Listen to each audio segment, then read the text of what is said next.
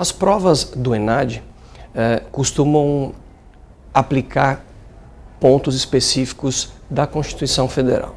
Então, o ENAD ele costuma questionar pontos relacionados ao artigo 5º, direitos e garantias fundamentais, e também, no meu caso, da área empresarial, o artigo 170, que fala da ordem econômica. Então, os princípios da ordem econômica brasileira, que estão lá no artigo 170, combinados com os direitos e garantias fundamentais no artigo 5º da Constituição, com base nisso, eu consigo dar uma dica para vocês em relação à prova do ENAD.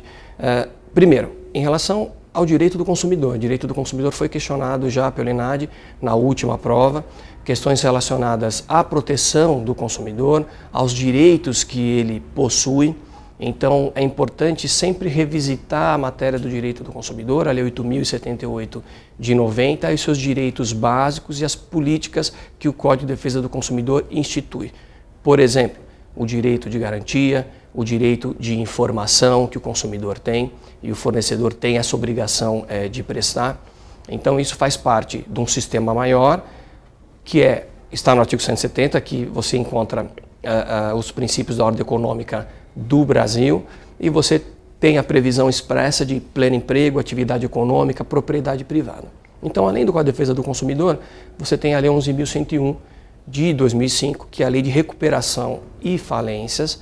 Essa legislação o ENAD tem questionado nas últimas provas, e as perguntas específicas são relacionadas principalmente à recuperação de empresas.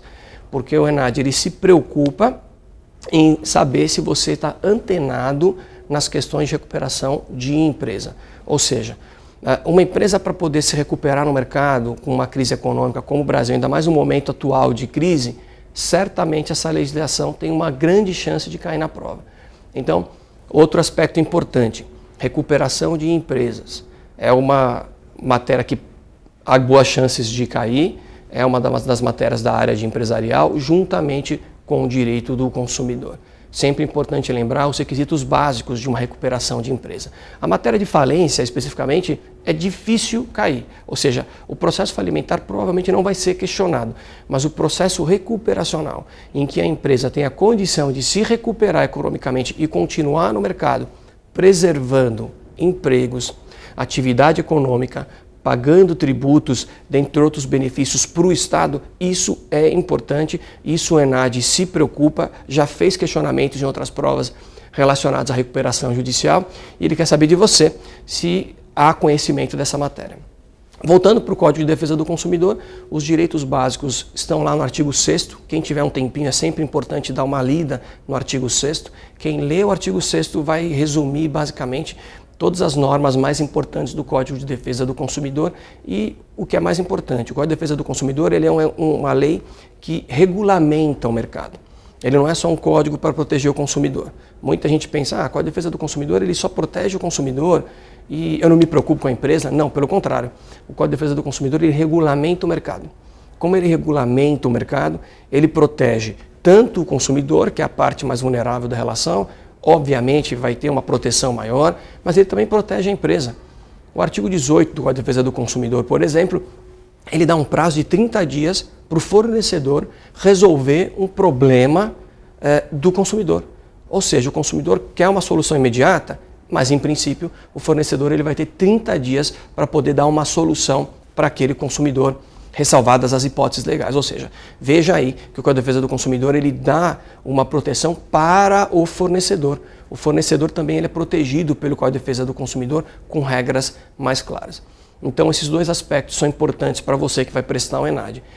Código de Defesa do Consumidor no aspecto da empresa, no aspecto de atuação, de proteção do consumidor, direitos básicos do consumidor, lá no artigo 6º da Lei 8.078, Lei Falimentar, Lei 11.101 de 2005, especificamente na parte de recuperação de empresas, em que a empresa que passa por dificuldade, por uma crise econômico-financeira, ela precisa do auxílio do Estado, e a lei vai lá dar um suporte para essa empresa poder se reerguer e manter a atividade econômica, continuar pagando os seus impostos, ter a função social, tudo isso previsto na Constituição Federal. Por fim, no aspecto mais empresarial, que também esbarra no Código de Defesa do Consumidor, no artigo 28, que trata da desconsideração da personalidade jurídica, a gente tem que lembrar da desconsideração da personalidade jurídica quando há abuso de direito. Então, quando você tem uma empresa, uma pessoa jurídica que atua no mercado e de alguma maneira acaba abusando dessa possibilidade, dessa faculdade, desse benefício de criar uma pessoa jurídica e ainda assim a empresa abusa dessa situação, ela pode ser responsabilizada, pode haver a desconsideração da personalidade jurídica. E você deve se lembrar que existem duas teses para você caracterizar a desconsideração da personalidade jurídica. Lá no artigo 50 do Código Civil, você tem a teoria maior, que você precisa de mais requisitos para desconsiderar a personalidade jurídica, é a teoria clássica, que a maioria dos juízes aplica, mas você também tem o artigo 28 do Código de Defesa do Consumidor, no parágrafo 5º, que trata da desconsideração da personalidade jurídica por motivos mais simples, ou seja, a teoria menor.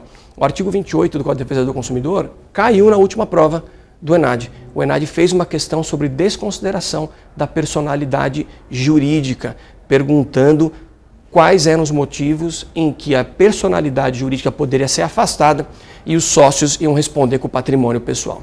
Então essas são as dicas que eu quero deixar aqui para vocês. Boa sorte!